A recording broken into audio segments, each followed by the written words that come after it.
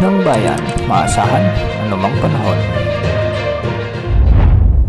Magandang oras po sa ating lahat, narito na ang latest update sa lagay ng ating panahon ngayon at sa magiging lagay ng panahon sa susunod na 24 oras. Sa kasalukuyan ay shearline pa rin ang nakakaapekto sa Southern Luzon at Visayas, samantalang amihan o Northeast monsoon naman ang nakakaapekto sa nalalabing bahagi ng ating bansa. Samantalang easterlies naman ang siyang magdudulot ng mainit na panahon sa nalalabing bahagi ng ating bansa. Dahil nga sa umiiral na shearline ay asahan ang maulap na kalangitan na kung minsan ay may mga kalat-kalat na pagulan at isolated thunderstorms sa buong Visayas, sa may Bicol region, sa may Mimaropa kasama ng Quezon Province at Aurora. Pinag-iingat natin ang ating mga kababayan dito dahil posible ang banta ng mga biglang pagbaha at pagguho ng lupa, lalo na kung may mga katamtaman hanggang sa minsan ay matitinding pagulan. Dahil naman sa umiiral na easterlies o mainit na hangin mula sa karagatang Pasipiko ay magiging maulap ang mga kalangitan na may mga kalat-kalat na pagulan at thunderstorms sa may Caraga region at Davao region.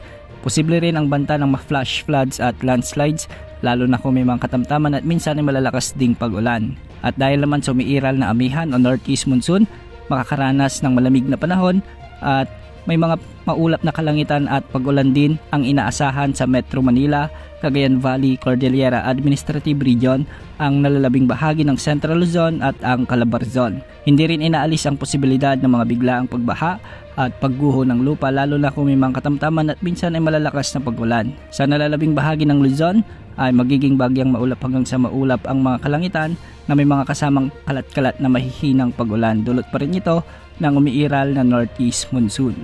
At sa nalalabing bahagi naman ng Mindanao ay easterlies ang makakaapekto na siyang magdudulot ng bahagyang maulap hanggang sa maulap na kalangitan na may mga isolated rain showers and thunderstorms. Samantala, malalakas na pag-alon naman ang inaasahan sa mga baybayin ng Northern Luzon, Central Luzon at ang eastern sections ng Southern Luzon at Visayas dahil posibleng umabot ang mga pag-alon hanggang 5 metro.